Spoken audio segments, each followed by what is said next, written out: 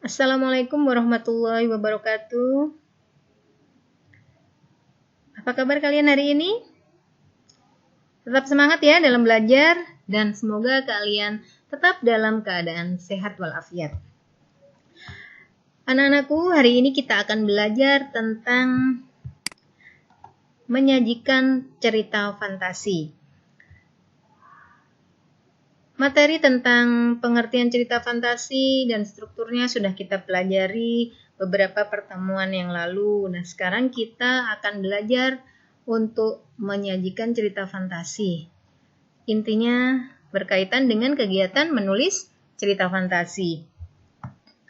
Anak-anakku, kegiatan kali ini bisa jadi dasar kalian untuk meraih cita-cita kalian. Misalnya beberapa cita-cita yang bisa berkaitan dengan kegiatan hari ini. Misalnya kalian ingin menjadi seorang penulis novel, seorang penulis cerpen. Nah, ini bisa jadi modal dasar kemampuan kalian untuk meraih cita-cita kalian itu. Atau di antara kalian ada yang ingin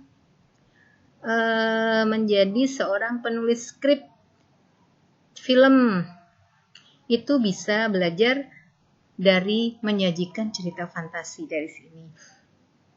Dan masih ada profesi yang lain yang berkaitan dengan itu. Mungkin kalian ingin menjadi sutradara, otomatis kalian juga harus paham cerita fantasi itu seperti apa.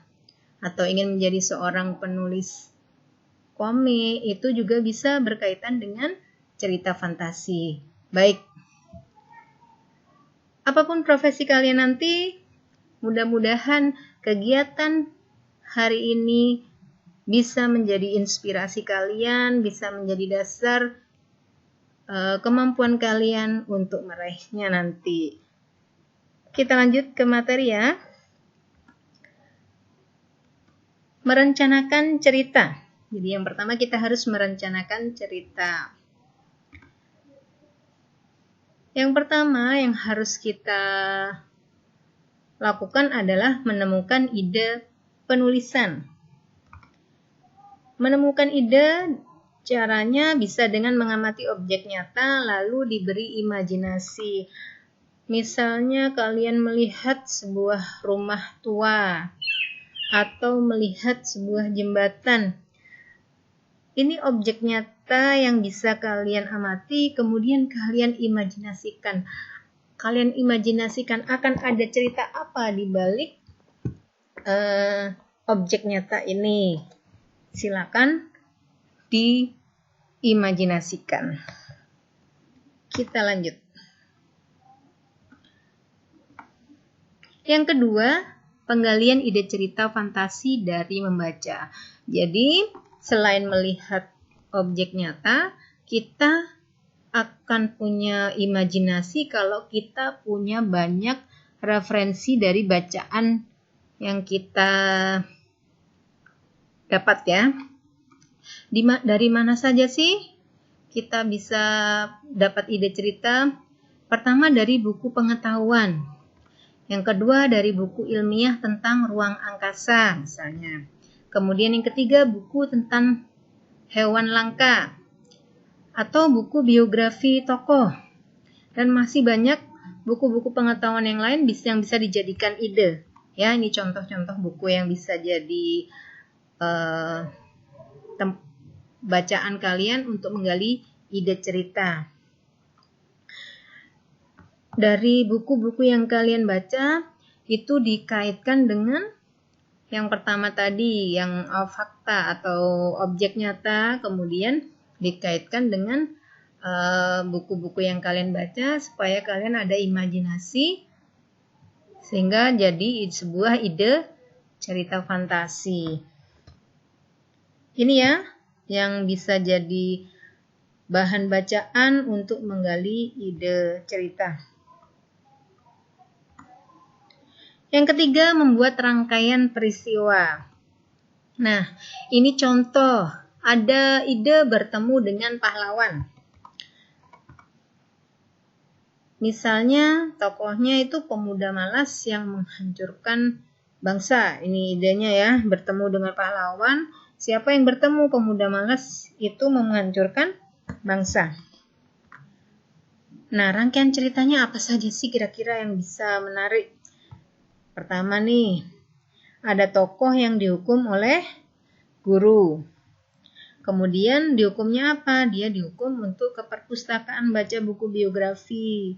Ketika membaca buku biografi, dia bertemu dengan Bung Tomo dan kemudian beradu argumen dengan Bung Tomo. Tokoh berada di peperangan 10 November.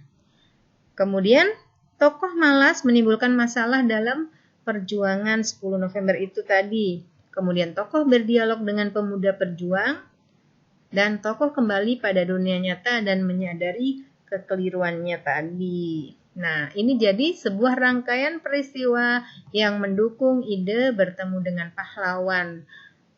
Idenya itu dikembangkan jadi tema, dikembangkan jadi pemuda malas itu menghancurkan bangsa. Ini pesannya ya. Ini pesan yang tersirat dari ide ini. Kemudian kita lanjut.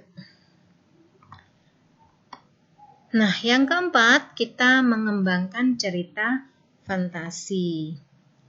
Setelah kita punya ide tadi, kita tentukan watak tokoh. Tokoh tadi ya, tokoh aku itu malas, kemudian Bung Tomo itu misalnya tegas, kemudian tokoh yang lain apalagi gitu ya. Kemudian latarnya di mana? Di kelas, di perpustakaan, kemudian ada peristiwa 10 November. Tuh. Kemudian dialog antar tokoh nih, kita tentukan juga dialognya apa saja yang berkaitan dengan peristiwa 10 November tadi atau peristiwa dia malas ya. Kemudian dihukum guru gitu. Nah, dialognya bagaimana? Konflik antar tokoh aku dengan anak buah Bung Tomo misalnya. Bagaimana nih dialognya? Itu dibuat ya.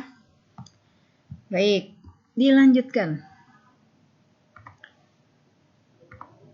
Setelah kita membuat rancangan, kita mulai menulis cerita fantasi. Menulis cerita fantasi bisa dimulai dengan merencanakan yang tadi kita lakukan. Dengan perencanaan itu, kemudian kita kembangkan tiap bagian perencanaan yang tadi sudah kita sebutkan tadi ya, menjadi apa? Menjadi sebuah cerita atau menjadi paragraf-paragraf, sehingga menjadi cerita yang runtut. Nah, setelah cerita jadi, kita beri judul yang menarik.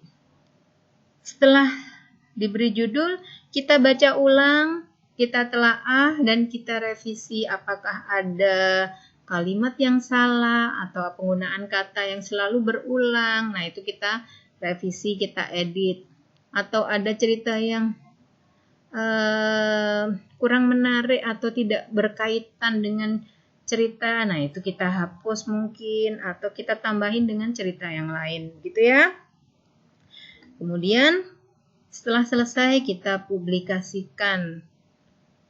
Itu bisa dipublikasikan di mana? Bisa kita publikasikan di blog, bisa kita kirim ke media massa, bisa ke majalah dinding ataupun ke mana ya, ke media sosial kita gitu. Nah, itu tadi materi yang bisa Ibu sampaikan. Mudah-mudahan contoh yang Ibu berikan bisa menjadi inspirasi kalian dalam menulis cerita fantasi. Semoga yang Ibu sampaikan itu bermanfaat bagi kalian dan terima kasih atas perhatiannya. Ibu akhiri, jangan lupa untuk subscribe jika kalian belum subscribe, tapi jika sudah tinggal klik tombol like. Sampai jumpa kembali. Assalamualaikum warahmatullahi wabarakatuh.